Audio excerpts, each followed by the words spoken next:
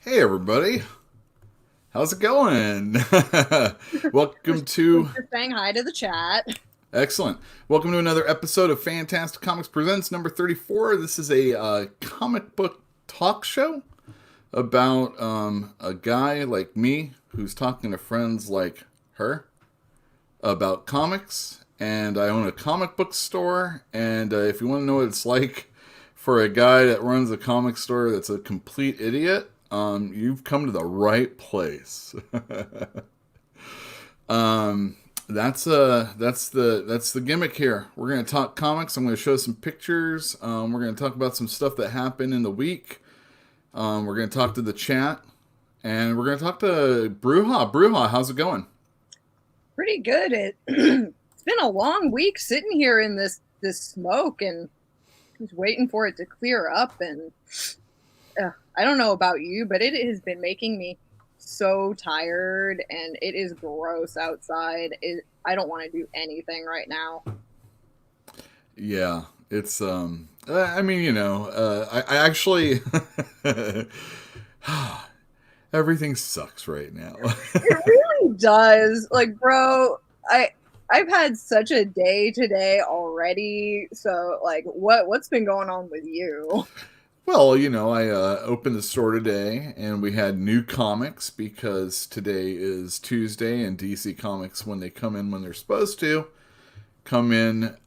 Well, we actually get it the day before so that we could put it out the next, for today, and that's what we have. We have the Batman. It's a big Batman week, so if you like Batman, you're going to be very happy.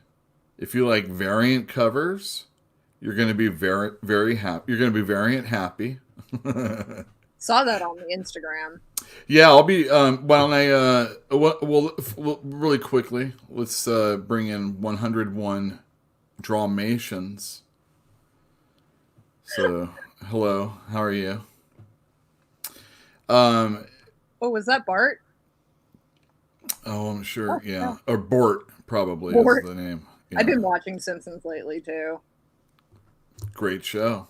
It really is. I've been watching the early seasons too. Probably the ones I like the most. Yeah. I mean, I top out at like the 15th or 17th season. I don't even know. Yeah, it's still a good show, but yeah, going back, I think I'm in the middle of season 3 or the old seasons are so good. Yeah. I mean, definitely some things about them that couldn't get away with today, but it's still got some good commentary. But there's a lot of things that we can say today that we couldn't say then. So it's funny how that works out. Yeah, but Simpsons is pretty groundbreaking. I like it. What do you think of? Well, let's not get into that just yet. I didn't think we were going to. Yeah, no, why? The shop talk. Why don't we say hi to chat first? Okay. I want to talk more about you, but let's go say hi to chat really quick. Fantinuum, hello. K Titus, hello from Japan. Hello from San Leandro, Berkeley. We'll just keep it there. Oh, dude. Tevya Smolka. I know this person from Thinking Critical, and they're very happy that Bendis is leaving. I got to admit, so am I. That maybe the conversation would play off a little bit better if Jeff was here, but I think you can You could be my therapist while I talk to you about it, maybe. Well, I'm here to support you. We can talk it through. uh, Last week's winner, or 2 weeks ago, whatever it may have been, Christopher Babcock. How's it going? Or is it my books over? Oh yeah. Oh, excellent. That's right. So, Christopher got the coloring book of Star Wars, and also asked if we had some death metal issues, and we did. Ooh. And so, I just cover priced them out, and Ooh, thank wait, you very much. I very much appreciate it. what like year-ish issues were they? Oh, they're the new issues that are coming out. You're thinking Dark Metal, which was the series that came out a couple of years ago, Okay, probably. and that's where like the Joker Who Laughs comes Yeah, from, and all that the is what alternate, I'm thinking of. yeah, the negative Earth 52 Earths, the negative 52s. You know me and Joker and stuff, so we won't. Let's get back to the stuff we're actually trying to talk about. Well, wait. We'll be talking. Yeah. Anyway, Jelly Pill is here. She's in the other room. Here's Joe, 4771. Oh, I tried. And then Coffee Junk. Who is the wiener? Well, we have a wiener for last week's episode. We were asking for people to put in comments an entire name for Worf. Something silly, so that we could draw it up. And there were examples given. If those can be brought up, that'd be wonderful. If not, that's fine. So there was only one person that really took advantage of this. I did tell 101 Dalmatians that I would like to see the Worf Doria. Oh God, how did I say the Worf the Ward? Thank you. He's gonna do it. Oh, the Wardor salad. That's a good Salad. one. Oh, see, I love Waldorf salad too, so I like digging it. No, the what's the hotel or Waldorf. the Wharfdorf Wharfdorf. Astoria? Yeah, whatever. Yeah, the Waldorf Astoria. Like, I have a kind of a weird thing for hotels, so I could tell you all about the history of that recipe and that hotel and the guy who made, like, don't get me started on food. I won't stop. Ambrosia. Ooh. See, when I make a Waldorf salad, though, I don't do it with mayonnaise. I do it with a plain yogurt. Oh, so much better. Oh, okay, very good. That's the kind of show we run here, everybody. These are the kinds of things we do. Anything but talk about comic books. Bruhan, all right, so other than the smoke, other than not working, other than reading comics and watching movies and reporting on them, what are you doing? That's a lot. Well, I mean, I've got my OnlyFans going. How's that going? It's interesting. There's a lot of marketing to do, just like all over Twitter and Instagram, and it looks like I boo-booed a little bit because my Instagram got tagged and banned. Oh, they don't like that. You got to put stars over those. Oh no, I was very careful. There were it wasn't. I don't know what even got tagged. I was very careful, but I mean, yeah, actually, I'm in the middle of like rearranging my room too, so I don't know. I'm just like moving my bed around. If anybody wants any freaking clothes, I'm trying to get rid of so many clothes that people have given me. I got a very painful medical thing done today, so I'm just like, if I'm stupid today, I'm sorry. No, this is great. A painful medical thing, huh? What, like a shot? Ooh, well, it's I had an IUD replacement, so I don't know how much you want to get into like birth control and stuff getting all up in. Hey, I'm not going to blush. I just don't think it's really pertinent, is all. Yeah, pretty much. So I was curious though, and I think I got exactly everything I need to know. I'm pretty sure everybody else is there. Yeah, yeah. It's like anybody who knows, they know, and that's pretty much all that needs to be said. I went and I got my Wendy's and I got my Frosty with my fries and my spicy nugs and I Are had my you DD gummy. I'm good. are you the kind of person that does the dipping of the French fry and the Uh, frosty? I wasn't for the longest time. I thought it was gross, but then like one day it was like, oh shit, no, Don't worry about it. That's PG-13 for the first 15 minutes anyway. Don't worry about it. oh, it's true. But That's it right. with the sweet and the salty in there, I started like I understood it after a while, and then pertinent to that, since I was in a lot of pain anyway, I thought I would put a bunch of my piercings back in, and now I'm really hating myself because it hurts. I had nothing else to do. Wait, you do piercing, right? Yeah, I've been a piercing artist for 17 years now. Huh. I mean, What's the most oh, sensitive thing really? you've pierced?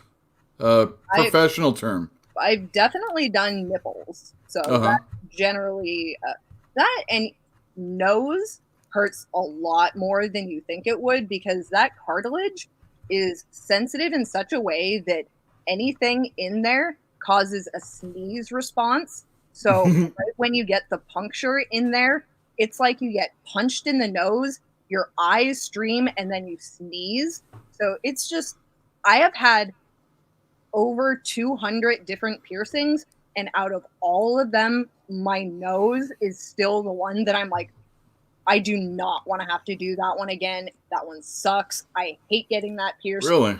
No. I Eh, mean, well, piercings, man. We have a bunch of people saying, well, no, we have Fantinuum throwing a bunch of ones out there, some obvious ones. Would you ever, I mean, I mean, so, but most people come in or ask for the normal thing, like a nose or an ear or a lip or something like that, yeah. a nipple. Because, like, I'll do anything. I do pretty much anything and everything except dermals and genital. So, Hmm. because there's like a whole story about how the whole reason why I've been in piercing for 17 years is I was trained underage. So for underage purposes, I was never trained on genitalia, but I've done so no Prince Alberts or anything. No shit. The perineum is what you're talking about. Fantinuum with the butthole piercing that does exist. Uh, but I've done a lot of different piercings. Yeah, people mostly want tongue, nose, lip, eyebrow, and I got Whoa. All right. What gauge is that? I have them at a 12, and I'm really hating myself right now. That's really, It's that's really, like I had up here, I had a 10. And, I think a 10 is a significant chunk of your body being removed from you. it is And like you did a 12? That's barely smaller than the 10. That's the yeah, next level, basically, right? yeah, and typically they're pierced at a 16. So I'm just like, it hurts. It hurts right now, and I feel like I'm just like slurring, and I need to get smaller balls because these ones that I got in this pack are just like way too big. I got big ass balls in my mouth. Yule did have his ears pierced, but he is a businessman now, so he. Well, that's becoming more acceptable, and you work in Berkeley. Times are changing. Yeah, I just took it out. I was getting MRIs done, so I had to take it out, and I just never put it back in. When you told me, I actually was thinking about, because I still have it. I love that gauge, and it's like, it's expensive. I mean, it was expensive enough, Yeah, Like, no, pretty much anything over a 12 gauge is going to be specialized jewelry, so it gets really expensive really fast.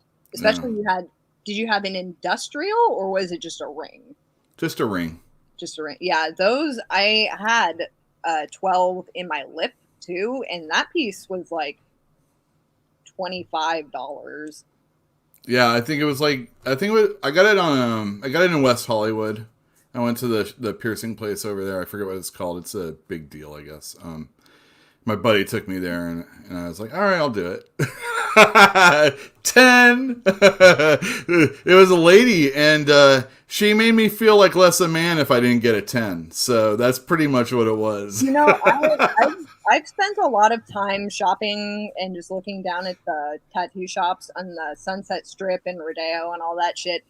They're hardcore in the shops down there. Like the Berkeley shops are a lot more chill. They're really a lot better with art too. Like I feel like in LA, body modification is very, very much an industry. It's not so much an art anymore, if you know what I mean. So it just, I don't know. It's not as good of a body modification culture out there as it is like out here. No, I don't know at all what you mean. I knew dudes with the bumps in the arms, and supposedly their guys were bumps in the dick too. Oh I'm yeah, like, no, I've seen some in there that are like some like fucking. Oh! no, we're after 15. It's fine. Oh, Oh, okay, firstly, I just got a new fan on OnlyFans, like just now. all right. I didn't. This is the. We'll have to make a. Oh, hold on a second. I'll get this one. This will be. Hey everybody, Shar just got an OnlyFans add-on.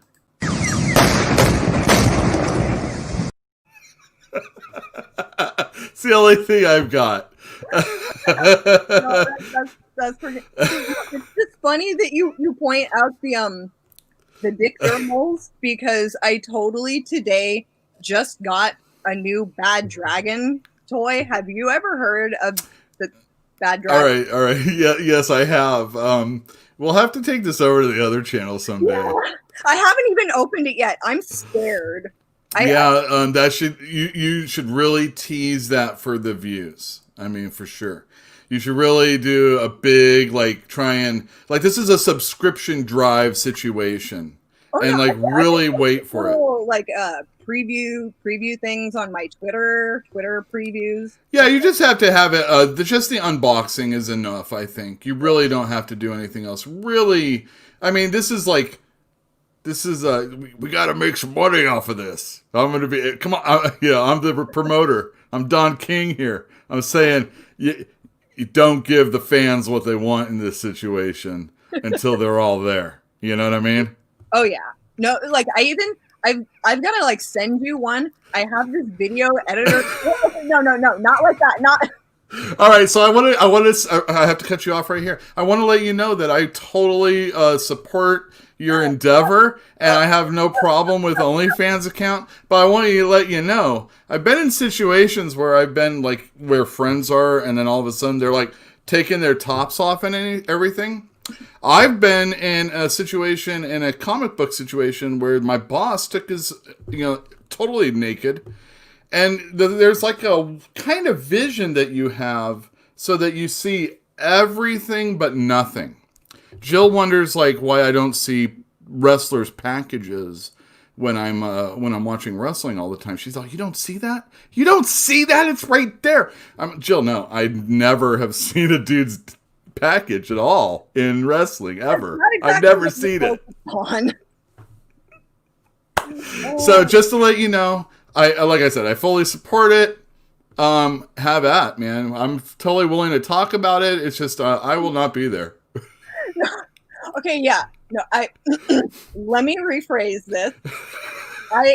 I'll have to find you something that I can edit to show you. I found this really cool filter that it's just like a comic filter. So, excellent. Yeah, what I've been doing is putting the comic filter over video couple second video previews, and it's edited stuff. Yeah. So yeah. So you have to be when you do finally have your visage along with the dragon, what you have to do is you kind of have to be approaching it and kind of think of Jurassic Park, you're oh my god, what am I looking at, that kind of thing, and then have it go black, and then you're I don't think I can fit this thing in here. Okay, no. You don't even have any idea. And No. then that's the tease, I'm telling you. Okay, no, literally, like, okay, so I already have one bad dragon. It's a small, it's great. I love him. It's Roland. But then I was like, you know what? I'm gonna treat myself and see if I can. I'm gonna go ahead and get a medium. Well, you know, of course. Of course. Duh. So You run a mile, and then you're like, oh, I want to see how fast I can run a mile. yeah, see, exactly. You get it. But literally, like an hour after I bought a medium Demogorgon. I found this Twitter thread where somebody else posted a medium that they ordered, and it was like, I didn't know I was going to get something that was as big as my torso. And then I was like, please tell me that's a large or an extra large. No, it was a medium. So it's a medium. That's good. You have room to grow. That's good. Oh, yeah. So, yeah, I haven't even opened that yet because the medium box is about 2/3 the size of the small box. Oh, my gosh. Let me answer this question really quick about comic books. How bad do I think, from Simian Genesis, how bad do I think Fantastic Four Antithesis will get? Well, I thought the first issue was fairly okay. Not a whole lot happened, but I thought the art was excellent from Neil Adams. You gotta understand, this guy is like, 100 or something like that. And he's still drawing fantastic pages with really good angles that you expect from him. And Mark Waid's not really getting in the way as far as like overwriting or anything like that. So as far as a miniseries is concerned, I'm really looking forward to the rest of it. It's got Silver Surfer in it, so anybody that didn't know that, it was on the cover, but you may have bought a variant because, of course, it's Marvel, and they had a ton of them. Hold on a second, and let's say hi to, well, we said Simeon Genesis. Moby T came in late. Hey, Moby, how's it going? He said something else. Oh, he was talking about you saying my balls are too big. No. Maybe he's just talking about his own. And then Armol says something about the ladder is the true piercing commitment. Would you please explain to me what the ladder is? How graphic would you like to get? I mean, if you can make it as you can. I mean, clinical's cool. But you know, if you want to go filthy, I don't care. Okay, then last question. Do you want me to pull out a very simple toy to no? Okay, so wait, no, I don't think so. Okay, so you have the shaft. Yes. And that ladder. Yeah. You have the head, and here's the underside of the shaft with the overside of the shaft. The ladder is a number of piercings going up from the scrotum up to the head, and it's pierced through the bottom of the shaft. So that is definitely my husband has a piercing, and it's not quite that dedicated of a piercing, but I don't know, man. I've always considered that my energy, that the focal point is the penis. And I don't want to screw up anything that has to do with that. And it just feels like, whoops, is something I'll never want to hear when I'm going and doing the ladder. You know what I mean? That's what's nice about the reverse Prince Albert, though. And to answer your question, Fantinuum, no forked tongue. Like I don't like mouth pain. That is the one thing I'm a bitch with. But the reverse Prince Albert is probably the easiest male dick genital piercing you can do, because all it is through a very, very thin membrane, and it barely actually pierces anything. The jewelry just goes through the urethra is what it is. So you're going to be spraying, but it isn't actually that much of a piercing. Did you ever see that 9 Inch Nails video where they take a nail and they put it through a dude? Oh, yeah. No. It's like black and white, and it's all this torture stuff going on in there, and then it's like interspersed with his music. I think it was the Broken album. I could be wrong. It's like videotape. It's $30, and it's like you got to get it at your record store that isn't Tower and stuff like that. No, bro, I just today got the. Dude, did you hear about Marilyn Manson? What happened to Marilyn Manson? Dude, that guy, oh my God. I was just reading this account of all the stuff that he did to this girl that I guess, like his partner at the time. And it's like, it goes, wow. Which partner was it? I don't know. I don't know any, nobody, I don't think a famous person like, I know he was with an actress, but I can't remember who. Yeah, that's what I'm trying to think of. I can't freaking remember. But Hey Ruben, it is good to see you too. I'm really happy. We have to do that podcast we were talking about. Hit me up on the Facebooks. yeah, that little Facebook icon. I've Oh, there never you go. actually.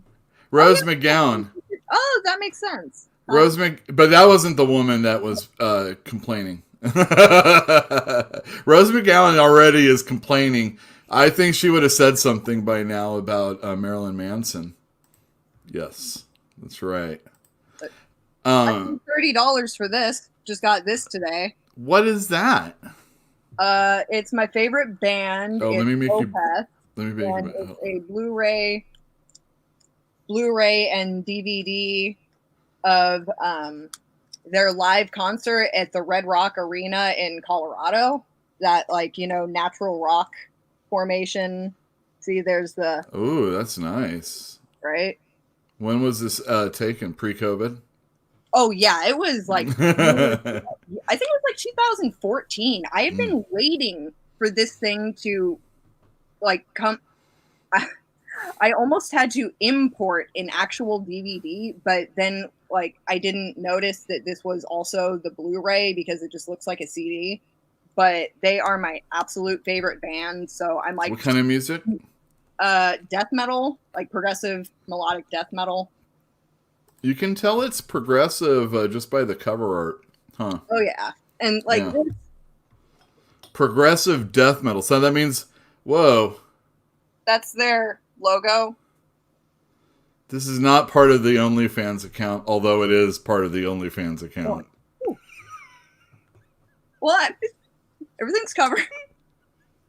But yeah, no, it's good music.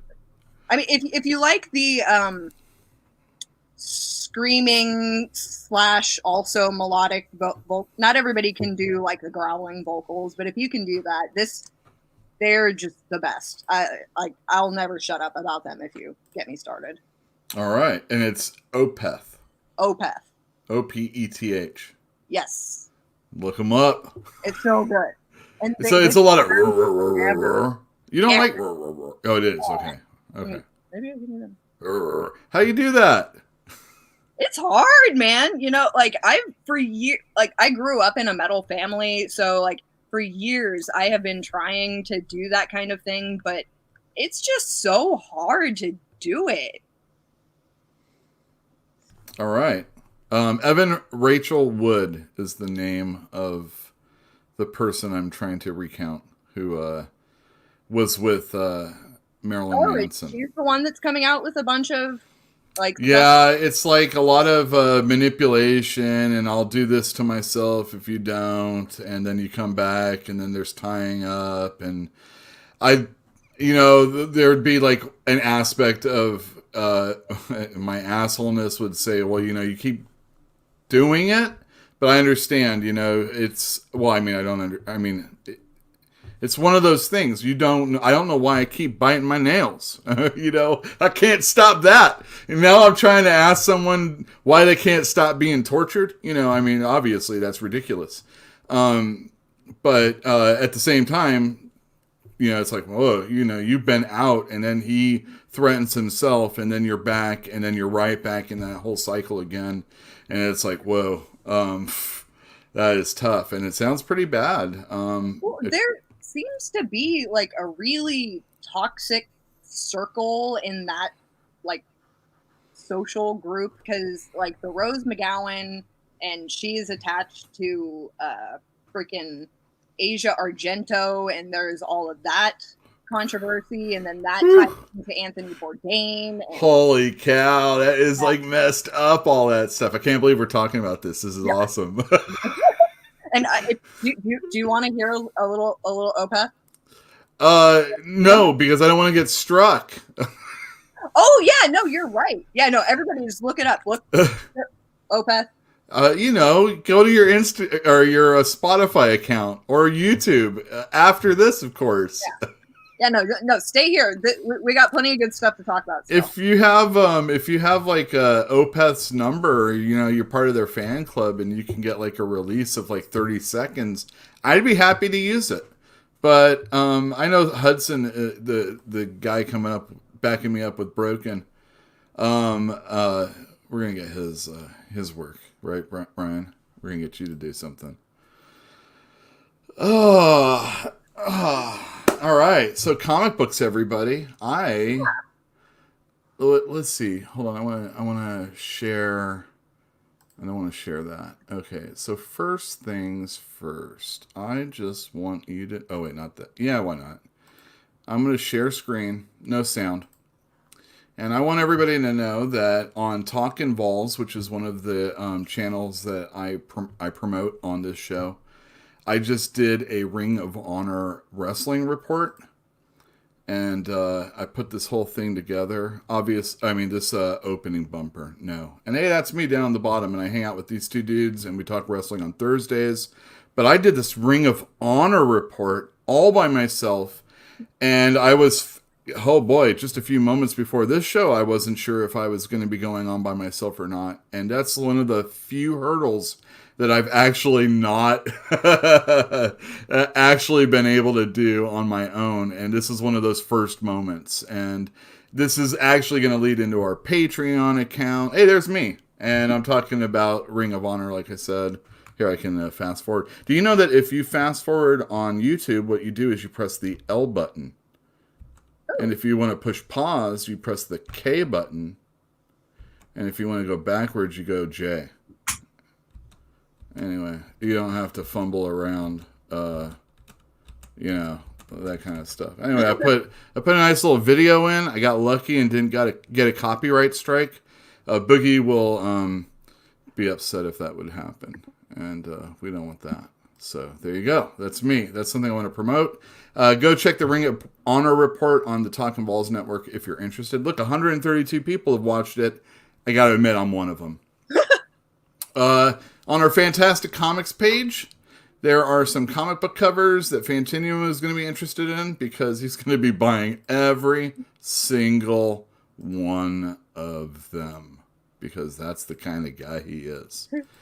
I also set aside the blank variant, which is all blue. Look at that, J. Scott Campbell. Oh, yeah. Frank Quitely, or you Batman and Robin fans will recall Frank Quitely. Tuesdays are when new comic books come out for DC, so if you didn't show up, then you probably missed this also. Batman Curse of the White Knight. This is the follow-up to Batman White Knight, Sean Gordon Murphy. He's doing a Kickstarter called The Plot Holes. I ordered some for the store. Not a whole lot, so if you want one, it's coming out sometime next year. Oh, and Joker, Killer Smile. Oh, that's Jeff Lemire and Andrea Sorrentino, who doesn't just do his normal style artwork. So that's a cool one. And I wanted to share Batman with everybody. Is that what I wanted to do? Oh, yeah, look at that. Oh, no, it wasn't. Batman's in just a few seconds. These are the variant covers of Batman right here. And then Catwoman. That's Joelle Jones. There's 3 stories, and they're all written by Ram V, I guess the guy's name is. And there's really good artwork. John Paul Leon's one of the illustrators. There's a variant cover. Look at that. And that's Bermejo. And Justice League, I'm almost out of those. It's a death metal tie-in. I did reorder some, so hopefully they'll be coming in, but it's very hit or miss when it comes to that type of stuff. Metal Men, Teen Titans, it's almost over. Very sad, but it's been very good. The annual came out a week or 2 ago, and Batman kicked Damian's butt. and now we have Crush declaring she's the person who's in charge. Oh, there's a variant. There you go. That's some sharing of some stuff that came in today. Isn't that exciting? That is like that one. Who is it? Batwoman, the black suit with the red bat on her there. That cover. Right. That's a nice cover. I don't even really care about the bat people, but that's a nice cover. Right. I gotta let people know I did not read anything except for Batman 99. Oh, Batman 99 is amazing. Batman 27 looks wonderful. It is thick. Let me tell you. It's a $10 book.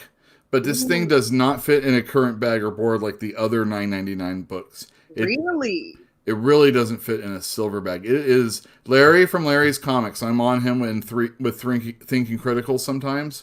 And actually a Critical Blast. I've been on that show with Larry. He owns a comic store out in Massachusetts, I think. And he's like on Twitter. He's always pimping stuff, whether it's stuff that people like or stuff that people don't. He's like, this is just great. But he's like, this is a $10 book. No, this is a $10 trade paperback. This is a thick ass book, and they have plenty of great talents in there. So if you only like half of it, you're probably in today's economy totally getting your money's worth. Plus, there's like really cool covers, and if there's one that you particularly like, I gotta admit, in my store, I did not order every single one. So good luck, especially on a Wednesday. But there's really good people that worked on these books, and it kind of is part of the conversation that's going forward as far as DC, and I'll let you know about that in a second. Yeah, we knew Joe. Does Killer Smile Collection, I actually don't know if it has the one shot, but I was under the assumption that it did. So unless something changed, then yes, I do believe it does.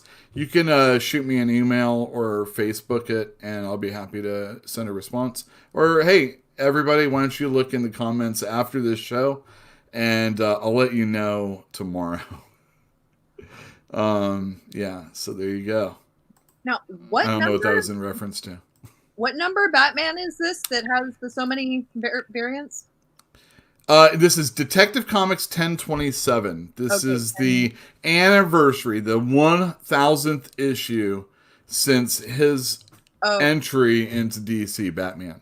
Now, they did a $10 special when they had a 1000th issue also. Yeah, that's what I was going to say, because that was, I believe, not only the last Batman something I bought, but the last DC I bought at all, because it had a story by Kevin Smith, and even that one fit in the current boards and bags. So yes, if I'm really curious to see this new one that you're talking about, because if it's even bigger than that one, holy, how big is this thing?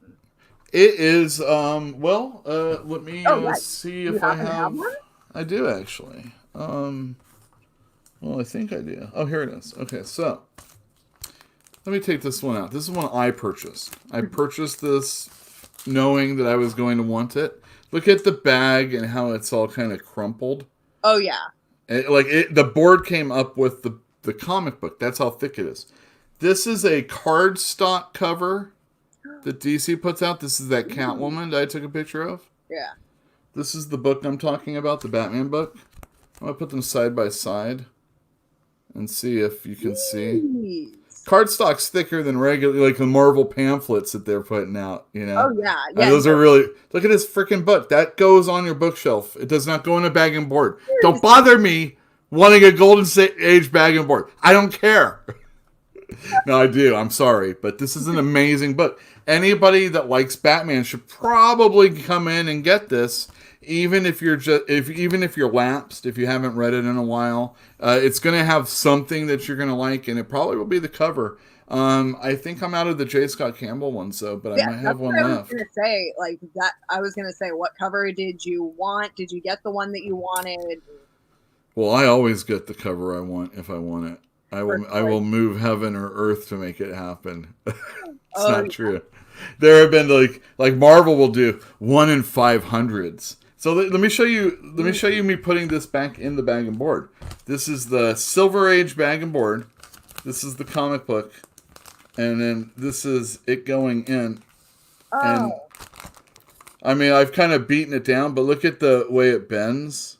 You know, okay. this is Now you're not. just making me think I'm a bad dragon again.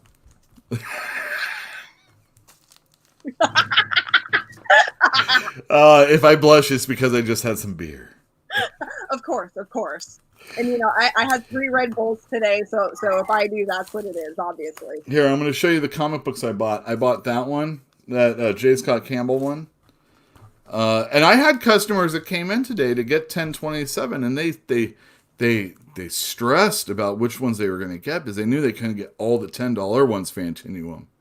And and they're like, well, I'm going to get the Jim Lee and the Silvestri one. And then another one's like, well, I got to get the J. Scott Campbell one. Well, I got to get that Adam Hughes one. Yeah, I was looking through okay, first, how many? Variant cover, Clown Hunter. For anybody that doesn't know, I think that's Colin Rowe, who's defending the Barrows or whatever they're called. Yeah, sorry, go ahead. No, do you know how many variants there were for this Batman 1027?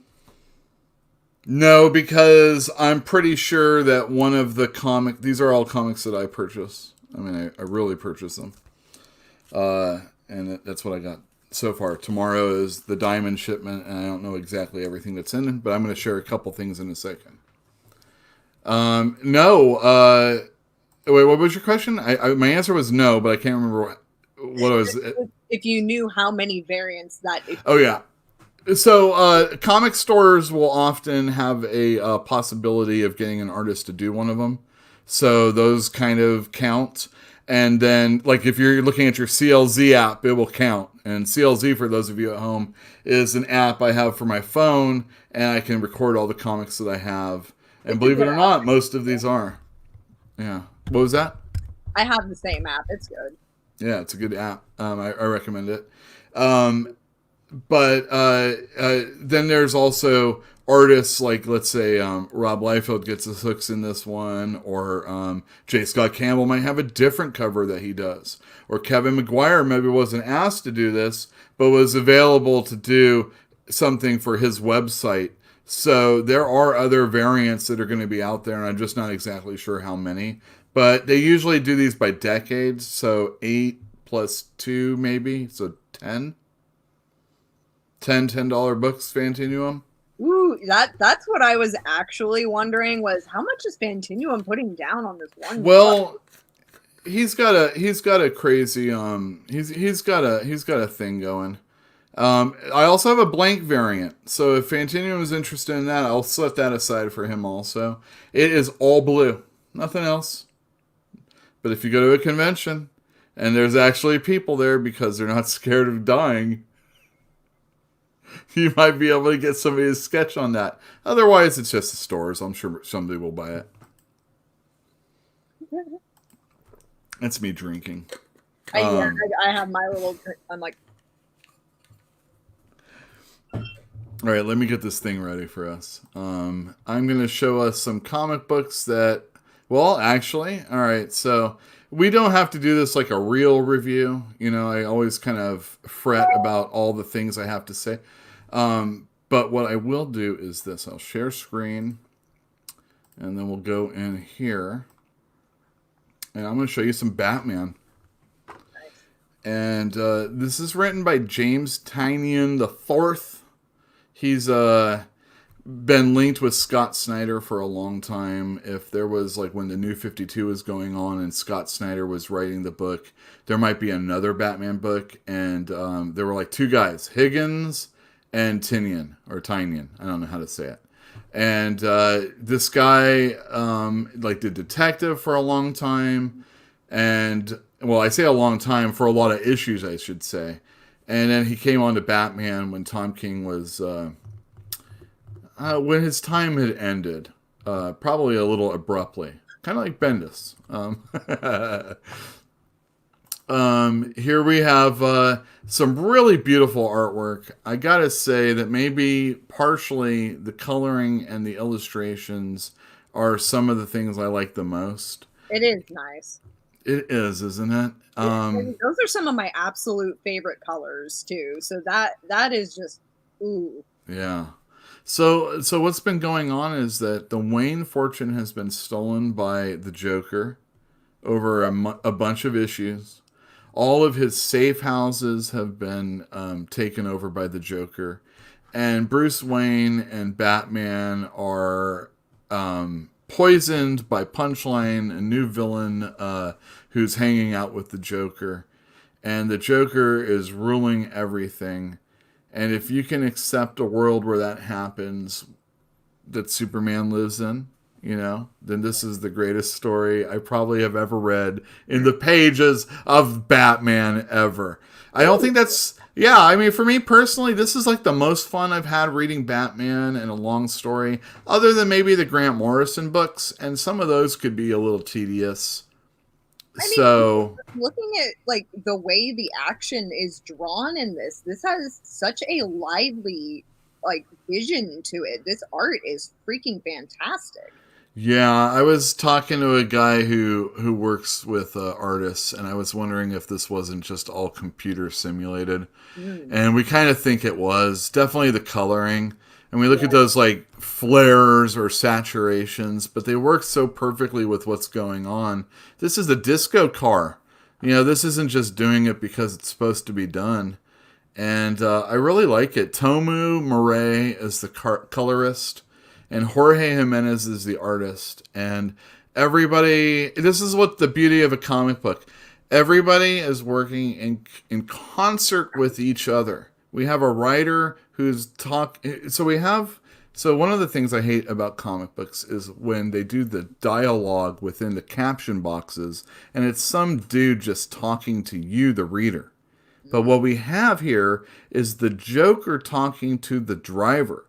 And as things are going along, and if you ever read Understanding Comics, you'll see other things that are happening within the scene. Here we have Clown Hunter disposing of one of the Joker's, minions, if you will, as the Joker's giving his soliloquy about why Gotham has accepted him and never has really accepted the Batman.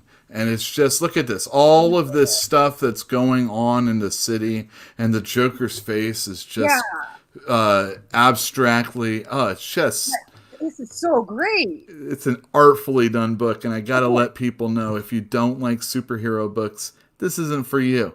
But if you do watch a superhero movie, I mean, this is the next movie right here. Boom. Don't Yeah. wait for that movie. Just get this issue. I got a few extra, and then get 100, because that's going to be the end, or at least, and I'm going to get into it, leading into the next year.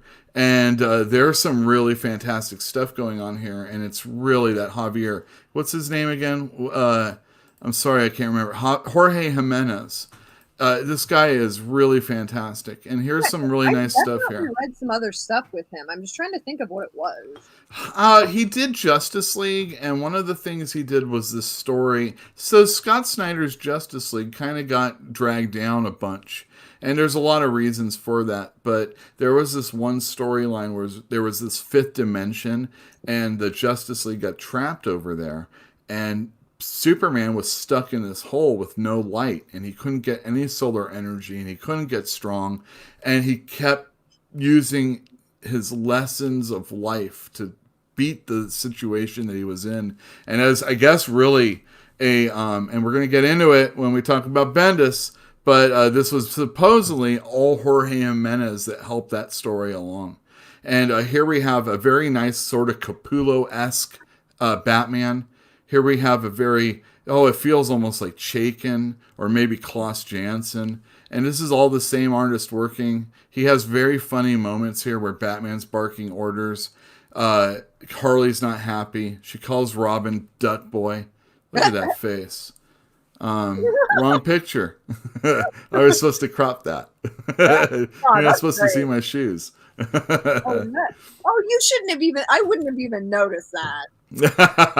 Anyway, this is a full page. I really Oh, love when illustrators will break over the panels and do things with that. I'm going to show you a couple close-ups from here.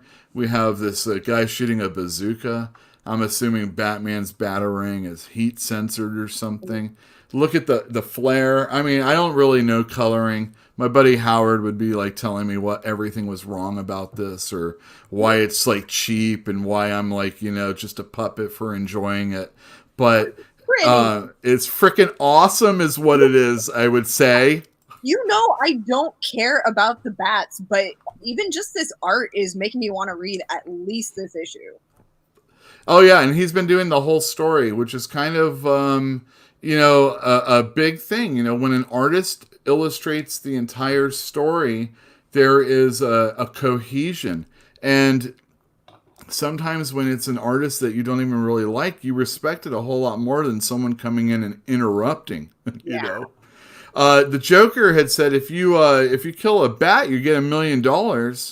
This guy's really happy, and then like right behind, no, you won't. And it's a spoiler, and I don't remember what the name is. Anyway, oh, that's the end of the Batman review. Oh, Yeah, oh, I took it slow with the panels. I really enjoyed the series, the storyline. When it gets collected in book, I hope I sell a ton of it. It is already, as far as I'm concerned, a Bat classic. And I'm really, really super excited about just the future of Batman, actually, believe it or not. But it might actually be all, hinged on the art. So, well, if how much that I love art. changes. Pardon me? You know how much I love art and how important I think it is. So. Sure. If this guy, I'm the thing. All right, so we'll talk about him in a sec. All right, let's go on. Tomorrow, you can get Kent State. This was a book that was delayed because of COVID and because we moved before or after COVID, and the order didn't come in before when we were supposed to have it. I wasn't saddled with a ton of them, so I don't know if I have a ton of people that are coming in right now looking for nonfiction. So I'm always happy to reorder this. But Kent State by Durf Backdurf. This is about the whole Kent State situation where armed guards, I guess, shot students at the college. Yeah. And Durf Backdurf is the illustrator. He also is the writer. He has done independent comics. For those of you that don't know, he did a book called My Friend Dahmer. This was collected by Abrams, I do believe, and it is a super special book that originally was actually a zine, if you will, something that was distributed by a very small company, or maybe by him by himself. And if your store was idiosyncratic enough to, is that the right one? they would have had this. Anyway, he also did a book called Trash, which was about him leaving college, coming home, and working for the waste industry. It's very interesting, and it's very terrifying, is what it is. It's a horror story, if you will, Uh, because trash. Oh my god! yeah, no, Holy cow! I can imagine. And Yeah. he does So do the art too. yeah, he does everything. Yeah, I was Yeah. going to say it's very distinct. So So his it feels very classic, underground, it feels very eight ball. indie. Pardon me? It feels very eight ball. Definitely Peter Bag. The black and white helps. He does a really good. He really puts the stuff out there so that you can really understand it. And sometimes there is a ton of like words that you have to have go along with it, and it really flows well. I'm happy to get this in, and I really would have loved to have sold it when I was on Shattuck, because in our heyday, this would have sold like crazy. I hope we could get to that point again. So if you're at all interested in or coming in the store, for sure, let me know, and I'll be happy to order this for you. I did have a few extras of these because I personally will buy one if nobody else does. I am a big Kurt Vonnegut Slaughterhouse 5 fan. But I got to admit, I don't really remember everything about Slaughterhouse-Five because I read it coming down on an acid trip. Really? The whole thing. Huh. Yeah. I've So, never read Kurt Vonnegut. I've heard, about him for years. I know plenty of people that have read him, but ooh, and that's not exactly a novella either. It's not long, but no, his stuff is pretty easy to digest. And is I mean, it? obviously, there's moments that are super standouty, but uh, some of his other works I was less messed up on. And I'm still in the middle of Do Androids Dream of Electric Sheep? And it's talking about, like dust falling from the sky as we have all of this ash and everything. And they list the date of August 2020. And I'm just like, What? we're living in Blade Runner. Yeah. Yeah, we are. In fact, there have been videos on YouTube. Excuse me. There have been videos on YouTube where they're doing like drone pictures of San Francisco I saw with that Blade Runner music. Yeah. before, Yeah. right? I actually was going to open the show with that, but I decided against it. Oh, you should have. Well, Like, maybe all we'll of my leave with family it. in Arizona are like texting and calling me, like, "Are you okay out there?" And I'm like, "No." It's just the breathing, though, really. Yeah, They think we're on fire, also. yeah. So this is written by Ryan North. Ryan North has done, I think he was the Squirrel Girl writer. I could be Yeah, wrong. no, you are correct. And he's done a few other things. He doesn't do anything I care about until now. And the And only reason then, why I know that is because I tried to read that Squirrel Girl and I couldn't do it. dude, I tried to read it when they had the Savage Land story, and I'm like, all right, Kazar is going to be in it. And I'm like, this is freaking crazy stupid. No offense, Squirrel Girl fans. I love you. But, oh my God, it was not for me. I mean, hey, I love things people hate. You know what I mean? Same, same. Exactly. I mean, I have no problem with that. But holy cow, Squirrel Girl. She had everything set up for me to want to read this whole 3 or 4 part story. And Ryan North just Ryan Norths it up. I mean, if I'm bitching about Scott Snyder, Atinian, or freaking Brian Michael Bendis and all their words, this guy jams it in there. And I'm like, I'm not in on his stupid ass jokes, So, There's too much going on. Like it feels like she's on fast forward is what I couldn't do about it. I could understand that. I mean, she does seem. I mean, she always has. I never really cared about Squirrel Girl until Brian Michael Bendis made her like the caretaker of Power Man and Jessica Drew's kid, or not caretaker. Yeah, caretaker. Nanny. Yeah. She always seemed like she was like an ADD character. Always portrayed flighty and whatnot. Yeah. So I understand why people like her, and I tried to read it for the Loki stories, but and you know how much I love Loki, but It's the same as me with the Savage Land, probably. Like, I could not do it. Like, God love the people that read it. I can't. Well, anyhow, he's writing Slaughterhouse-Five, or what I mean, that's him. That's Ryan North right there. Of course, it's a Kurt Vonnegut book. And I wanted to let everybody know that along with Kurt Vonnegut, there's Mark Twain, and that makes Twannegut. And I haven't seen him in months, and it's wonderful. I was going to say. That's a crazy person that would hang outside Berkeley. That was a little funny for everybody. A little insider for the insider, yeah. Anyway, I'm really looking forward to this. The artwork looks clean, and I'm pretty happy with this. So these are 2 graphic novels that are coming out tomorrow. Yay! All right, let me close that. Yeah, I'm really happy. I want more. I want to sell more Kent State, because let me tell you, My Friend Dahmer is one of my big selling books of of my entire store's career. I didn't think it would be.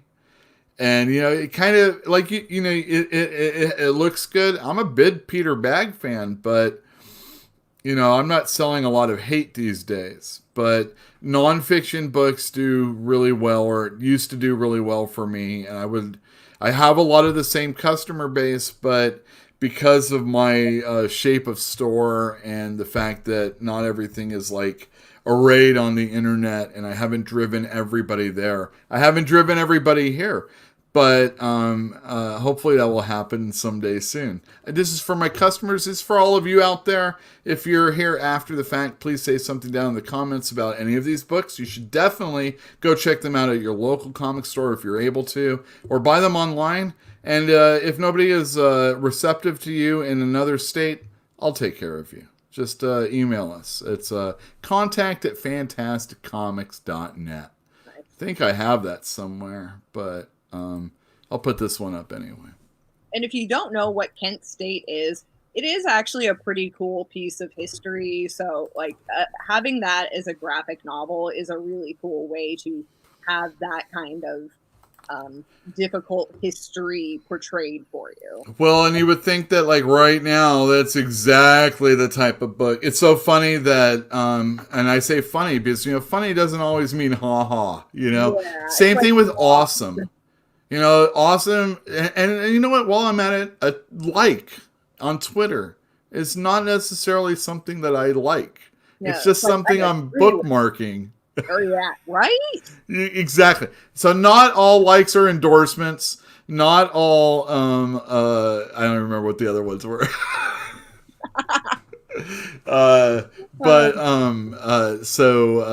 Hey, everybody. What's going on here? 101. Say, what was that? Looks like we got a few more people. Oh, we do? Oh, let's see. Let's see. Ruben was here. Jenna needs that book. Well, let me tell you, man, we are open 12 to 5, Tuesday through Saturday. And if you're running a little bit late, if it's before 5 o'clock, let me know and I'll stick around. As long as I don't have a podcast I have to get to, because every other week on Saturdays, I do this thing called Critical Blast. But of course, sometimes I have to work and I can't make it. So it's really become once a month now. But that one's cool. Also, I'm going to definitely have a scroll of stuff that I'm really excited or comics shows that I'm excited about, ones I really like, things you should pay attention to if you're a kind of person that wants more comic book YouTube entertainment. Well, I mean, yeah.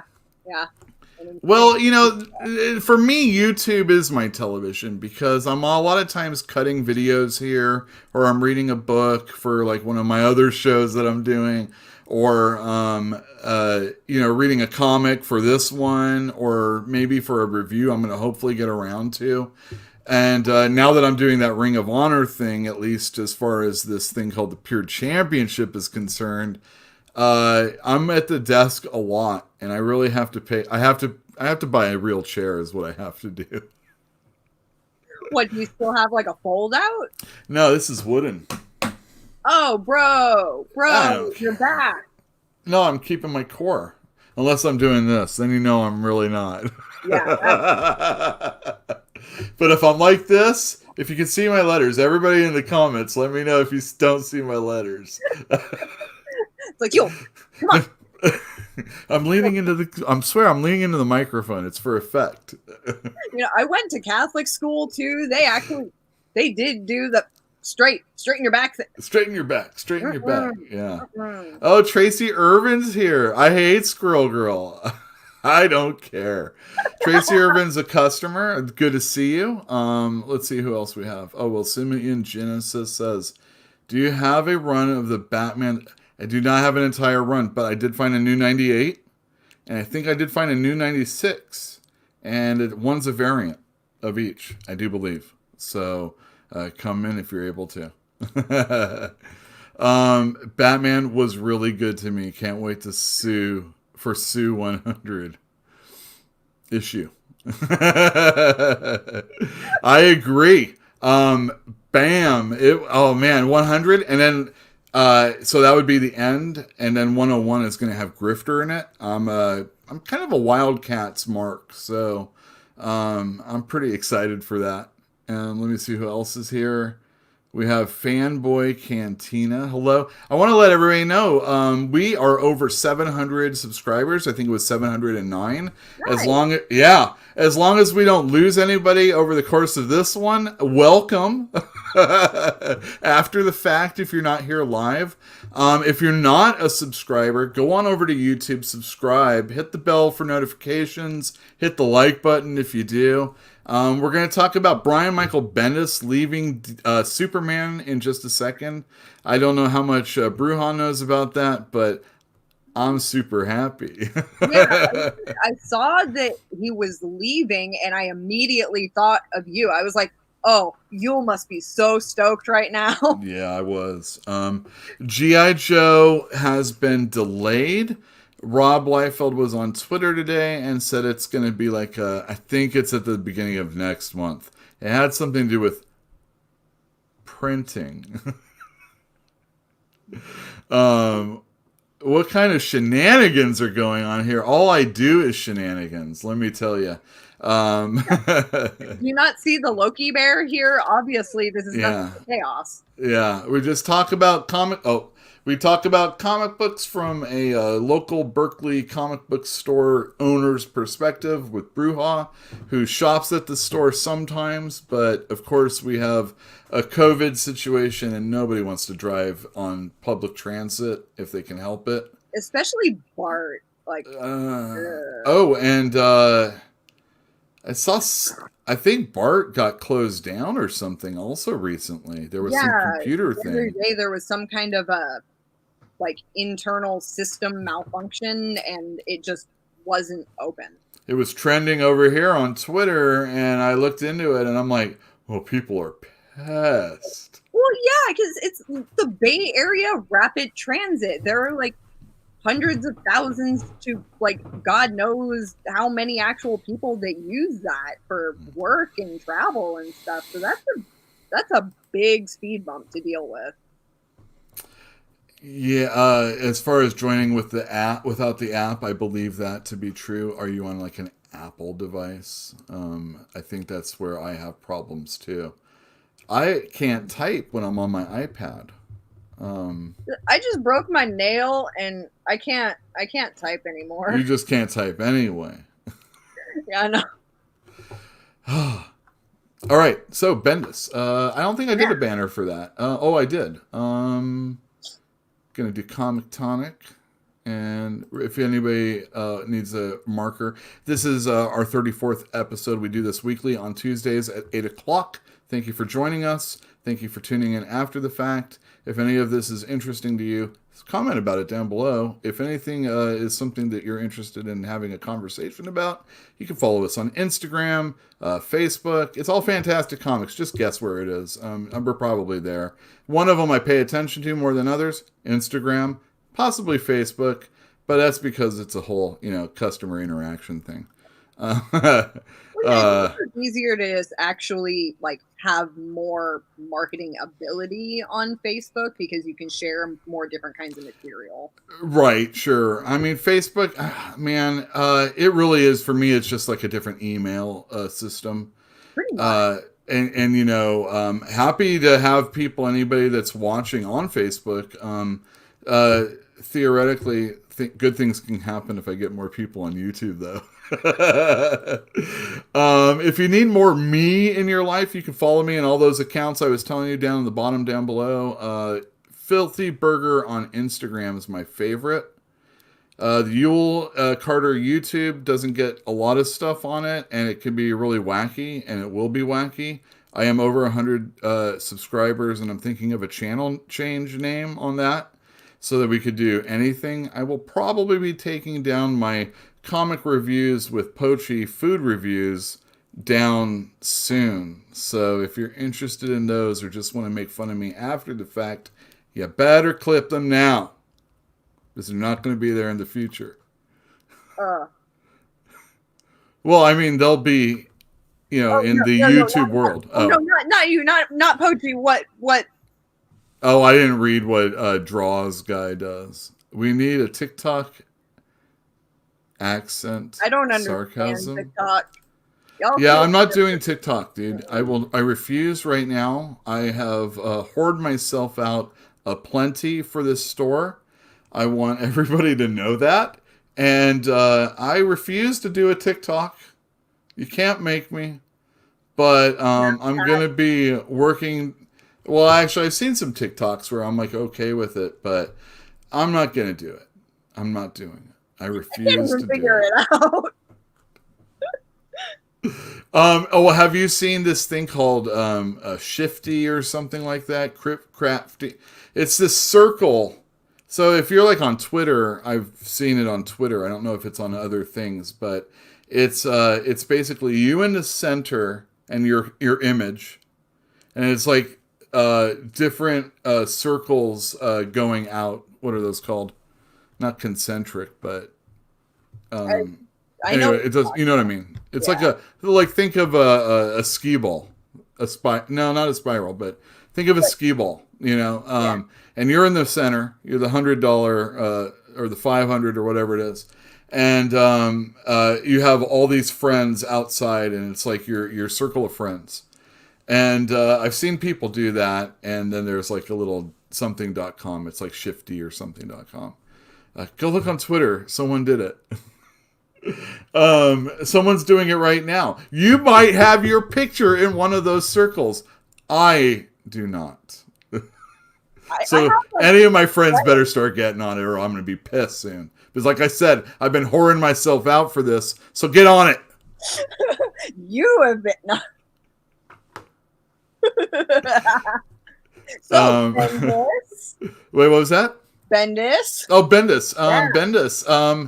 Bendis was coming, and DC announced this after he had very unenthusiastically left Marvel with the Defenders line canceled. Ironheart just not really doing like what people thought or had hoped it would be doing, and a No, lot.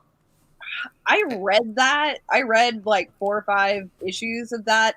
I Mhm. really wanted to like it, but you know, it's pretty much it was what is it? Moon Girl and Devil Dinosaur is pretty much just what I wanted that to be, and Ironheart just I wish it was better than it was, but I just couldn't get into it. Right. Well, I don't even like Iron Man, so Iron Heart doesn't do it for me either. Probably. Yeah. There's been a few moments where I've liked Iron Man. It's really in spite of the character for me. Let's say hi to a few people that are in here. Oh wow. Hey, Say what? oh, Sequential Geek. Sequential Geek. A new Ruby Breaks Baseball. Oh, very good, Ruben. Sequential Geek. Yeah. Hey there. How's it going? Bam. Yeah, got it. Excellent. Okay, so I was on thinking. Oh, I was on thinking. We didn't really.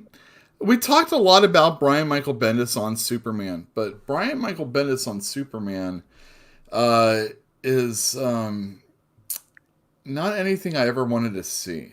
Everybody that likes Bendis really likes his cops and robbers and Daredevil and his down to earth characters, and they don't really always like his like super like his Secret Invasion was good, but it kind of ended bad, and even even though they were like guys from space, they were still very grounded, and they were spying.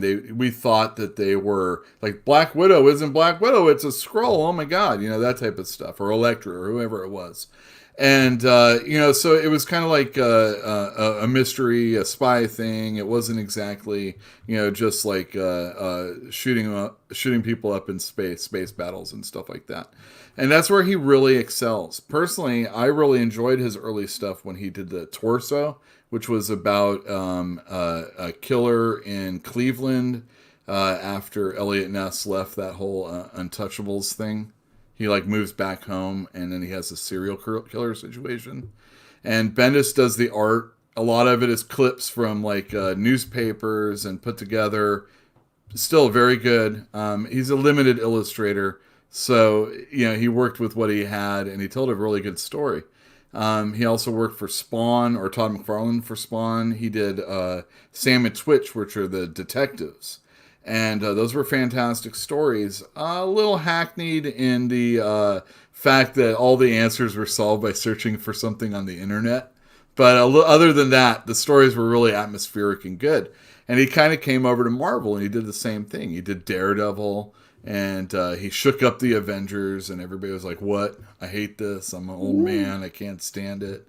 These aren't my characters. Stuff like today. And Bendis was like, you know what? If you want your old Avengers, they got plenty of stuff like that back there. And then you're like, well, Marvel hasn't reprinted that in years.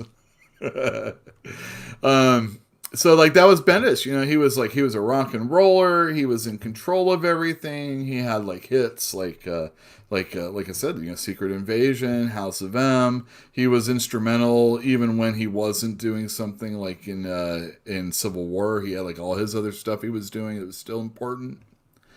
And he had the Ultimate Universe, and that was a hit. He was retelling basically the old Steve Ditko and Stan Lee Spider-Mans, updating them, lengthening them out like he's apt to do, writing for the trade. And he had over 100 issues that he did with Guy and Mark Bagley. Yeah.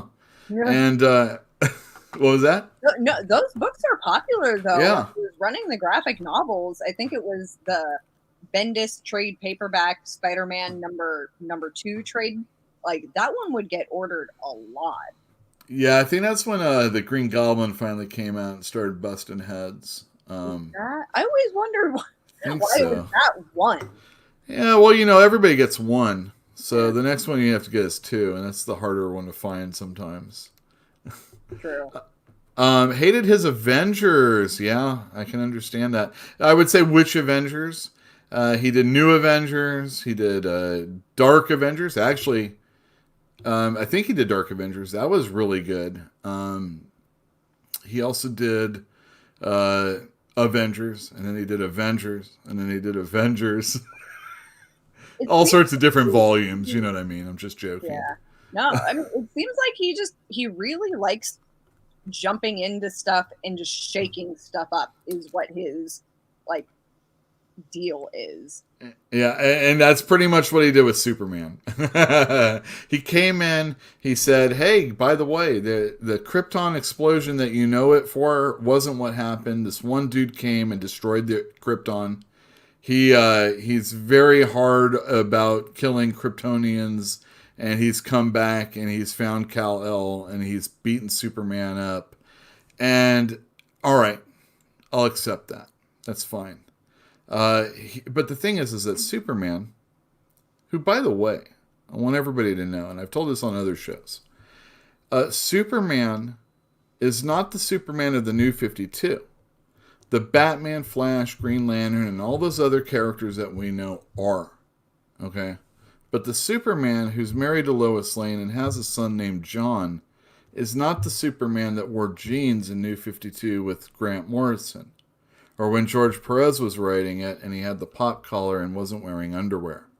The Superman that we know now wears underwear. And he's not best friends with Batman no matter how much Tom King writes it. Because that ain't the same Superman. Okay? The editorial screwed that up. And I don't usually point out stuff like that. Or even pay attention to stuff like that. When someone asks, what do you think about this person doing this? And what's going to be the catalyst for that? I don't care. But when it's such a glaring error that I can't not pay attention to it. This is something like in anything, a soap opera, you'd be like, what the F, Yeah. And that's what this Superman is. And then what happened? But I accept it. I like this Superman. I like the Lois Lane relationship. I liked it from before, and I really didn't like it being gone. And now they have this kid. And although I have to get used to him, he was always written very well and really, really enjoyable, especially when he was mixed with Damian, Batman's kid. And, he's a jerk assassin that needs to be reined in. And Superboy is this naive Kryptonian that has superpower, possibly, but is learning to use it. And it's just really fun little dynamic between these characters. And what Bendis came and did was like, I'm shipping this dude out into space with this guy's wife. And oh, by the way, his father that was showed up also is going with them. And like Superman's alone. And then like his wife comes back, Lois comes back from space, doesn't tell Clark, is hiding out in Chicago, hanging out with Lex Luthor, and just doing all this shady stuff. Meanwhile, her kid that she had to go with out in space is hanging out with his grandfather, who was a little just before all this. And it was all basically it was so that Bendis could get rid of this character, bring him back so he'd be a little bit older, and then introduce the Legion of Superheroes. And let me tell you, there was a long time standing rumor. For a long time, there was a rumor that Hickman was going to be writing Legion of Superheroes, and that was really super exciting. But then he came over and did X-Men. And the thing is that I really think DC, deciding to come to like back the truck full of money for Bendis, who had lived his existence out at Marvel. They don't care about him. You're a has-been. And DC was like, oh my God, he's available? Well, let's give him a lot of money so that we can get him. They outbid themselves. It's like a baseball team that's like, oh, there's this pitcher on the market. And they're like, oh, I got to make sure we get this guy so we can make sure the Yankees don't. And it's like, the Yankees weren't ever in on this guy, and you spent way too much money for this nobody, or this guy who's going to suck. And that's basically what Bendis is, this guy who sucked. And he got control of Superman that was doing good. He got control of Action that was doing good. These were classic stories and new characters, and Jorge Jimenez was doing some of the art. And then he got Legion of Superheroes, and then Hickman's over on X-Men. And X-Men, oh my God, that seems like a real big cluster also right now. Because as you can see on the scroll, supposedly there's going to be some shakeup of the X-Men writers after Ten of Swords. And my faith in the writer and all his minions that are doing these books is like waning quick, as if I ever had a whole lot of hope for some of the people. But Bendis, getting back to Bendis, this guy, you're right, he shakes this shit up.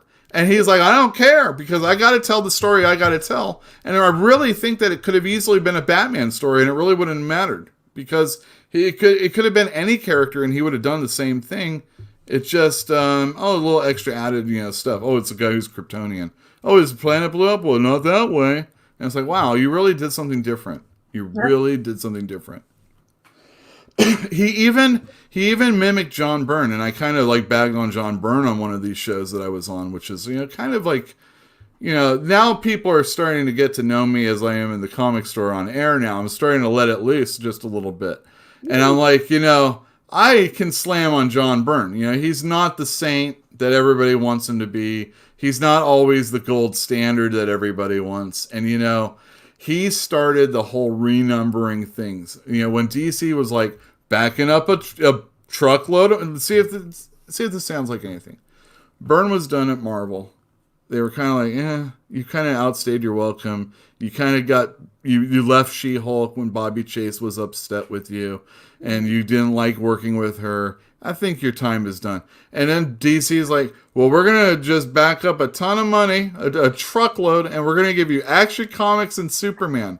And we're going to let you relaunch Superman. And before that, you're going to have a 6-issue miniseries called Man of Steel. And that's exactly the same goddamn thing that Bendis did. The only thing he didn't do was draw those books, because Byrne did. And it's like, man, it's like the same thing happening all over again. And Byrne's books were pretty good, but I think it was more of a resetting of the Superman character that let better stories be told after the fact. Maybe we'll see that with the Bendis stuff. The question is, who's going to write afterwards? I threw Jorge Jimenez's name into the hat for those people out there, because we've already seen that he really likes the character. He's helped Scott Snyder come up with really good stories, and we see what he's doing over on Batman. If he could bring that kind of energy and that kind of vision to Superman, maybe, just maybe, Superman might be a book worth reading. And there's been really fantastic illustrators working with Bendis, mainly Steve Epting, John Romita Jr., although his stuff looks tired, although he is an older artist, and also even Ivan Rios over on Superman. But it seems like just wasted years. This guy, we never see artists work on a book for 3 years unless they own it and it's over at Image. You know what I mean? Yeah. And he's actually been doing that on Superman, and it seems like such a waste because these stories suck. The characters aren't anything. I mean, and I say that me, again. You look Superman. You're saying Superman. This is Right. I mean, but I was predisposed, and the thing is that it's not even if you're first reading Superman, if you're first reading Bendis, you're this is fantastic. I've never seen anything like it. And my problem is like I have a very close association with reading Bendis books over the last 20 years, and I've seen it. So like his tricks aren't it's going to see the Grateful Dead. You know exactly when this song is going to be played. Oh, this is this because I can go smoke some weed over in that corner over there because I know this drum solo is going to be 35 minutes. Don't worry, there's 5 more hours to this concert, and it's a short one. That type of thing. Yeah, and he did Daredevil, really great Daredevil. He did some stuff though, like we said, had to shake things up. His whole thing about Daredevil was that Matt Murdock lost his identity or the CIA found out he was Daredevil, Matt Murdock, and it was always in question. And it was what really made that storyline so good, if you ask me, other than Alex Maleev doing the artwork, was that Brubaker, when he took over, he said, "Hey, write me in the corner and take me as far as you can go, and I'll pick up afterwards." And Bendis put Daredevil in prison. And so Brubaker took over after Daredevil was in prison. And those are really awesome books. Now you're making me regret. For the longest time, I had those 3 volumes of the graphic novels, the omnibuses for those. And they were so expensive, and I just wasn't sure if, like, I hadn't read any Daredevil at that point, that I had them on my stash shelf. So I didn't end up getting them. But now I've read a good amount of Daredevil, and the way you're talking about that one, I'm like, I really wish I would have grabbed those omnibuses when I had them, because that sounds so interesting. So the thing about Bendis and the way he writes is that he writes, we say, for the trade. It's a decompressed story where you would have a one-issue Stan Lee Spider-Man comic. Bendis could make that last the whole year, Yeah. And that fits the trade. It fits the omnibus. It looks wonderful on your shelf. But what do you really have in those pages of that Bendis comic? In the Brubaker one, you do get that. But in the Bendis one, there's a lot of filler with really cool artwork. I mean, I understand wanting to slow the story down and make the actions that the persons are doing more magnified. But when you do it on Daredevil, and you do it in New Avengers, and you do it in Avengers, you take over Moon Knight and do it, you take over Superman and do it. And then when you aren't doing that, you have these long issues of dialogue crossing over pages, not explaining how the art is supposed to go, and I have to reread those pages all again. It's very clunky. It's just not good. But Brubaker, I will say, read Bendis Daredevil so you can get to the Brubaker, and then you're going to see the superior talent take over. And Bendis is a lot of flash and mirrors, and a lot of it is the illustrators that he works with. and also the titles that he gets. You're like, wow, I can really get into this. And I really hate slamming on him because, again, this is a familiarity breeds contempt right here. This is that situation. Go read his Sam and Twitch. It's fantastic. But I bet you're going to say, well, I could easily interpose this. Oh, this totally feels like a side character in one of the Action Comics right now. And that's another thing that Bendis will do. He will make a side character more important, more integral than the character that the title is named after. You will like someone that is a side character more than the main character. And that's not necessarily good, especially when you're working on IPs, and you're trying to support the thing that makes the company who they are. You don't really, I see it in wrestling all the time. I'm sorry, I've talked a lot about wrestling, but you see when characters will be, like, you got a big, strong character, and the first thing he does is job out to somebody that's smaller than him, and should have never, this guy can't even twist the top off a Coke bottle. How's he going to beat this big, massive wrestler? And you're like, oh, this guy's been, he's been stripped down in your eyes. And that's what Bendis does when you have a better supporting cast. When someone that is lesser is making fun of Spider-Man. Spider-Man was the guy you brought in Avengers to make Avengers hip. Yeah. Him and Wolverine. And now you're making fun of him with Jessica Jones? Yeah. Not even Jessica Drew. Jessica Jones? I had a crush on him in high school, and then Power Man's getting cucked by her? Oh, I'm sorry, I don't mean that way. I don't mean it in the good way. I mean it in the bad way. Yeah. But I mean, yeah, seriously, she's doing that to Power Man? His name's Power Man. Oh, that's another thing. Call him Luke Cage. It gives him more realism. No way, man. He's Power Man. Yeah, that's a nightmare to shelve, too, is just, like, his titles. Wait, who was that? Huh? Oh, just trying to shelve Cage and Power Man. Because you know how I like to put my characters together, but then, like, just alphabetically, it doesn't fit. Right. I'm reading the chat also. Yeah, Marvel also. They'll have, like, the title here, and then they'll have the title here, and it'll be like, oh, it's all red until it's yellow. It's like, why do you do that? Don't even get me started about that. Like, I rearrange my books so often trying to figure out how to drive myself less insane with their freaking covers. Spines, rather. It's so upsetting. DC will do it also now. And then if you're lucky enough to get something that will be like Black Label, and it used to be Vertigo. What, the Sandman's part of the Black Label universe now? So one of the other things, last slam on Bendis, he really made me care about Zod. I really liked Zod. It was like really? So Superman was having problems with Rogol Zar. And it's in the very, 6th, 7th, maybe the 10th issue, something like that. So I've been reading it for a while, even though I'm predisposed to not like Bendis. I got them in the box right over, out in the garage. And Zod's cool. Zod's, we could do this for Krypton. This guy sucks. We're going to team up together, and we're going to get past our differences. And Zod's a cool dude as far as this. All right, darn it, you got me liking Zod.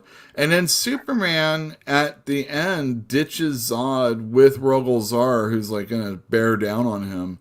And he's like, well, I'll come back to that some other day. I'm like, that's not Superman. I should have brought it up, but there is a tweet today where someone was using Superman Birthright, which was a Mark Waid comic. And they're like, Superman would never do that. And Superman was threatening this guy who was threatening people with a gun. And Superman's all, bang.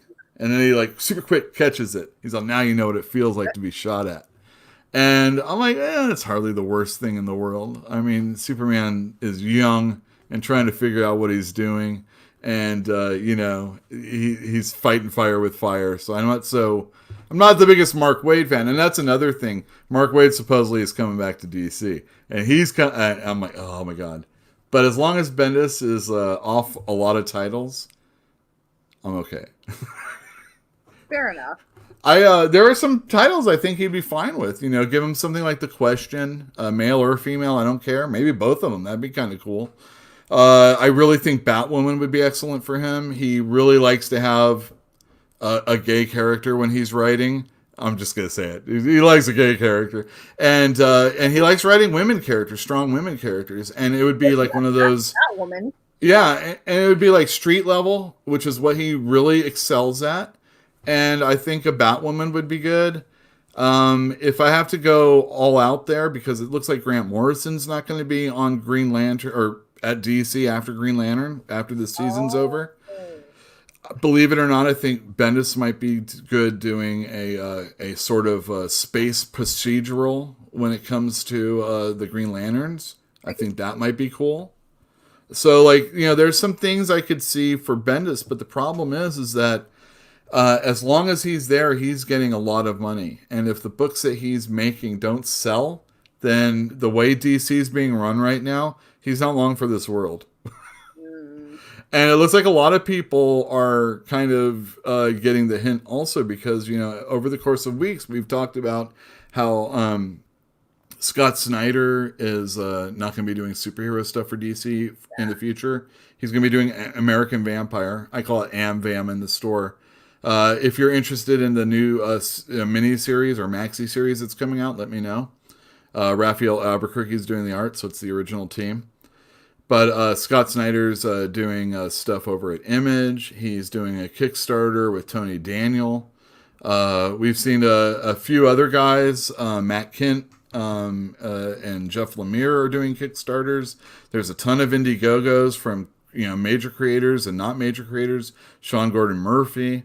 Bunch of people. I know a bunch of people. My boy Antonio. He does this book called Brand. Check it out. Indiegogo. And yeah, so like there's a lot of stuff out there, and where I don't know where all these creators are going, but it looks like mostly people that are either leaving one company and taking lesser money to go to another, or they're just crowdfunding. Is what's going to be left in comic books, with the exception of a few people. James Tynion's stuck on Batman now. They love what he's doing, and he's doing the special stuff. He's selling comic books. He's making his property hot. He's creating brand new characters. I mean, they're like, "Oh, you're doing all this for me?" You know, and a fraction of the cost would a Bendis cost. And he's just making some new character that's just changing the origin. You're keeping the origin of Batman the same. You're continuing the story that went on beforehand. You know, and it's like, oh, I love this guy. Let's keep him around. So he'll be on Batman for a while. And it looked like he was only going to be on for like a little after 100. So Tynion, whatever his name, he's Batman, you know. If it's doing as well as you say, yeah, it seems like you got to roll with what's actually working. Well, and that's DC's motto. They're canceling the titles. We've talked about Teen Titans canceled, Suicide Squad's canceled. That's so many. Yeah, a lot of them. But, you know, they just can't afford to keep paying these people, at least in the current climate. Or, which the current climate is AT&T taking over Warner Brothers, or them merging, and then coming up, you know, saying, looking at the books and saying, why are we spending this for this? What they should have realized, and I've said this before, like when the pandemic started, I was on Alterna Comics. I said, on their show, I said, these movie companies, Warner Brothers, these companies, Disney, should be looking at these comic books as advertising. If they looked at them as advertising and looked what they spent then and then compared it to advertising, it would be a whole lot less. It really and is. If they pumped a little bit more money into it and just made it cheaper and out there so anybody could, you know, get it, like it wouldn't be like if stores were like, wow, man, I can't believe I'm making all this money on stuff I barely even had to. They don't have to make us pay for it if they didn't want to. Right? It's advertising. They put it on TV that nobody watches anymore. And if they do, I fast forward through stuff. Right? I mean, the only time we watch commercials is the Super Bowl, and nobody cares about that anymore either. Well, because everybody, it's just cardboard people in the stands now. Hey, those are my favorite fans. They piss me off the They need to be least. on the cover of Time magazine. Oh yeah, sure. Like that is such, we are in such a bizarro world. Did you see all of the pictures of like the stadiums in San Francisco with all of the cardboard cutouts with the red sky with the smoke and everything? I didn't see that. So dystopian. I'm gonna have to check that one out. That's a great Yeah, backdrop for you're gonna that. have to look This. for it. Yeah. When was I on Alterna? When the COVID started. So probably we shut down around the 15th or 16th of March. So it was probably like 2 weeks after, a week after. I'll try and put it down in the comments down below, and then you can find that video through the link.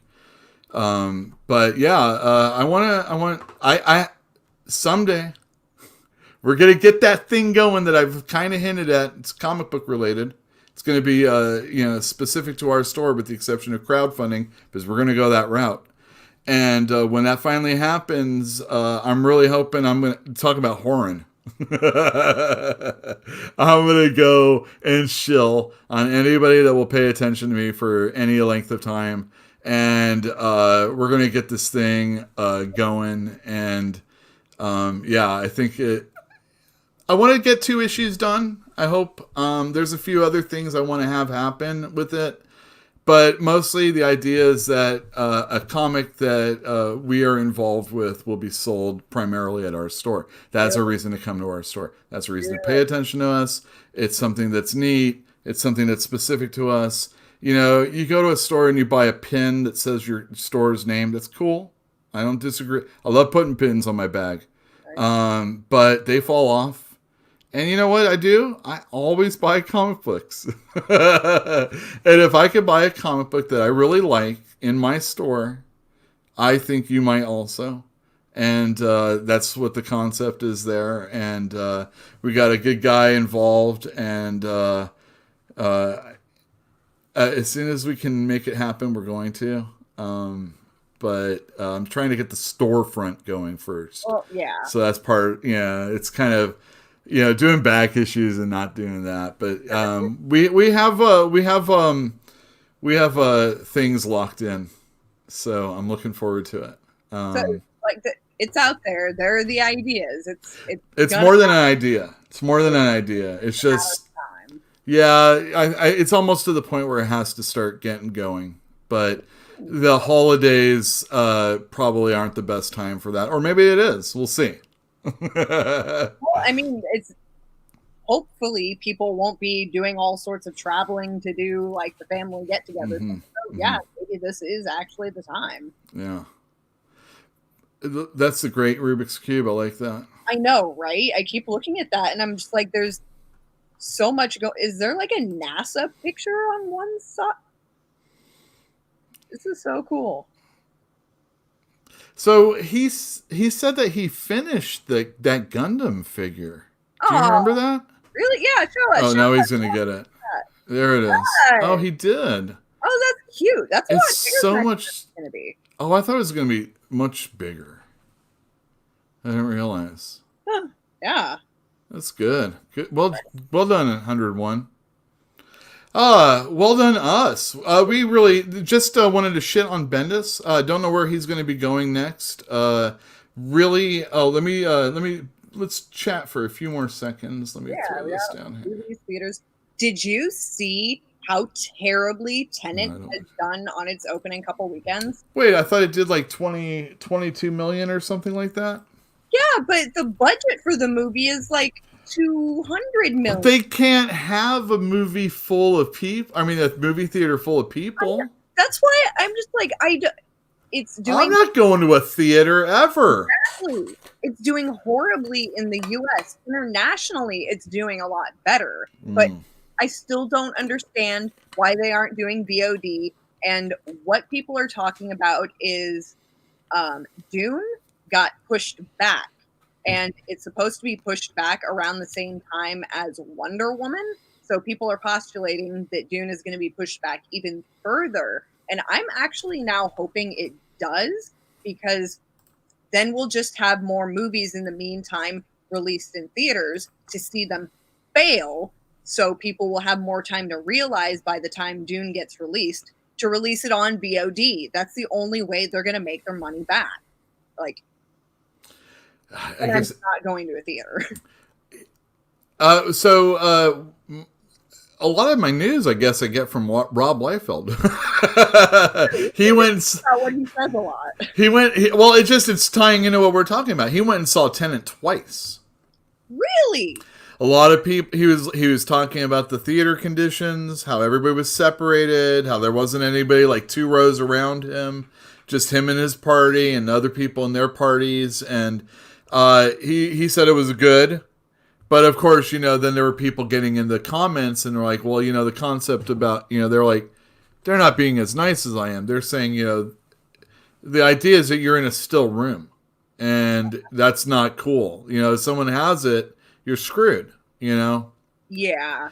And we're seeing a lot of people that are getting in trouble at parties right now at college campuses. Big time. I had a birthday party outside in my yard yesterday, and not only were they like just gathered with like 15 people with no masks, but in this smoke, are you kidding me? The air quality index out there was like over 300, and they're still having a birthday party. But whatever. Well, I lived in LA. It wasn't that bad. The smoke isn't that bad. A few years ago when we had those fires, it was... That was bad. It was. I mean, it's still bad. I mean, there's ash in the air. It's always in your car. You clean your windows and it's there the next day, type thing. Oh, I can't even like sit out there for like a couple of cigarettes before like looking down, and I'm just like, it's covered in ash already. The thing about VOD will kill theaters. I mean, the thing is that this virus that's going on right now, people are going to have to realize when you realize you don't have to do something the way it's set up, right, why are you ever going to do it again? And and think about San Francisco and how much it costs to live out there, or LA and how much it costs to live out there. And you think about, well, I could get it cheaper if I move out to Dublin, or I could move cheaper if I go, more inland, wherever you are. And I'm like, well, I'm an hour away. I'm 2 hours away. I'm 3 hours away. Why am I know someone that spends 6 hours a day to get to their job when they could be doing whatever they're doing from home. And probably are right now if they have it still. Why? Yeah, they get like on a bus and they go and do their, and I mean, holy cow, what do you... I'm not going to say it. But, this is a tech thing. This is the thing. They live out in a cheaper area so they can move in. It's like your whole life is doing this, know? You're never at home. Why are you paying rent? And that's the thing. Why are we paying the high exorbitant prices where we are to live in this area when we don't have to be here at all? Right. And then if you're not there, then why does that store that sells fruit down the street to people that come downtown, or yogurt, or the bagels, or the movie theater, or the toy shop, or the comic store? I have a lot of my people that come in are coming in from when they were working, And I'm like, oh, it's my lunch break. I'm going in over there. Or it's after work. I'm going over there. And it's before work. I'm going to go get a bagel before I go to work. Or, all that stuff. Those places, what are those? I mean, video on demand is going to kill theaters. A lot of things is going to be killed soon, it feels like. And from the very first Fantastic Comics Presents episode, one of them, it says something about Uber. Uber is the same thing, is everybody was trying to do anything they could to not go to the place where they want to go to. It's so much better when I get stuff brought to me. There's Amazon. There's comic stores that are willing to do it now. The experience of the comic store is coming in and having a conversation with someone. Someone that knows something about what you're talking about, but so few do. Right. I like the show for that because, hopefully when we really get big and we're really having conversations, I can throw all my Yule-ness at any conversation and subject because I have a lot to give. Yeah, man, like it's so great listening to you just talk about stuff, and you're just so fast with your comic knowledge. Like, you should just like talk about it as much as you can on air to record it for everybody as much as possible because you have so much going on. Like, it's too hard to focus. I can't keep it up. And I'm sorry, it feels like it's all about me. But I don't know. These are just like some of the things that I have, like that are, it's like I talk with a lot of people about a lot of different things, but I'm not really always saying exactly what I want, and I never actually really knowing exactly what I want to say. Even as somebody who studied philosophy and knows like hermeneutics and epistemology and just like the actual sophisticated form of dialectical conversation, same. All right, let's pay attention. 101 drawn Mations for a second. What is this? All right, first off, Coffee Junkie. I would love to have a conversation. Also, right. We'll do a listener show soon if you're hooked up for it. Also, I'm definitely getting together the special origin episode of Fantastic Comics. We have a lot of people that have subscribed recently, and that whole way that we started, I think is a fascinating. It involves comic book creators, a comic book company that is well known, and all sorts of things that I'm really excited. But I'd like to do a video and like a little promo thing, kind of like what you're gonna have to do for your OnlyFans Dragon account. Yeah, just nice, good little video. Yeah. Okay, so Batman Golden Ticket ? In person only promotion. Ooh. So you have to come in the store. Okay, so what is the goal here? You didn't have this all written out? When thought of it. When a pandemic Batman. Is this a drawing? Is this a drawing you're talking about? I still have that Skeletor that you got from the Skeletor. I love that little. Oh, you mean the bit? Oh, you mean drawing or Yeah. Ooh. Oh, he really is pandemic. You're right. So you have to pick it up in store. This is from the Arkham Asylum video game, if I'm not mistaken. Oh, interesting. Oh yeah, look at that. He's got all like the. He's got the COVID. Yeah. Do they have to do anything for this 101?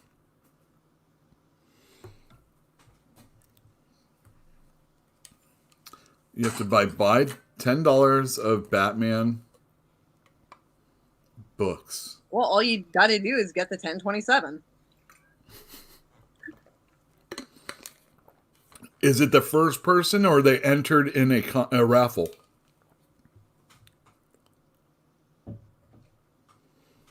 He doesn't think these things through. He just says the first part and doesn't. Hey, you know what? The best ideas come like at the drop of a hat. So, save receipt. Fair enough. All right, gotcha. Okay, so it is going to be some kind of a raffle. So save receipt. All right, I'll work on this after the show. But it's an in-store thing. So if you're interested in getting this action figure, you got to buy $10 in Batman books and win a raffle, basically. Now, do you get more raffle entries for every $10 you spend? Oh, that's a good question. Yeah. Is it per $10 or one $10 only? Oh, and he stalled. Oh, wait. Okay, very good. Few. You did a couple of times for a few seconds earlier. Me also? Yeah, a little bit. You cleared it quick, but you were good. I even turned off the baseball game. Ooh. Yeah, I don't want to know what happened. Who's playing? Oh, thank God. The Dodgers got dominated yesterday, and I was like, "Oh, the Padres are really they're cocksure. They're young upstarts that really think they got something going, and so they beat the veterans that have won like the division a bunch of years in a row, and nobody cares because it's only 60 games anyway." I know, like I haven't even bothered to watch any games from the I think I watched the first two, and it's just. Baseball is baseball. I'll watch it, but I mean, I'm not loving this bastardized version. Do you know they have 7 inning games if it's a doubleheader? That's like kitty baseball. That's like little league. I'm much happier sitting here reading my comics and sci-fi. I don't need my people in the stands made of cardboard to keep me company. I'm digging the cardboard fans, though. I'm okay with them. My husband loves them too. He's just like, look at these! Look at these! These are awesome! Well, those seats cost money, but they go to charity for I think for all of those. So it's kind of nice. I thought it was like literally just people buying the seat tickets and having it. But okay, if the money goes to charity, that is pretty cool. And there's been like famous people that are dead that are in the seats, so that's kind of cool. Okay. They should do like a whole Sergeant Pepper's bank. That'd be sweet. That would. Minus the Adolf. He's hid basically. It's fine.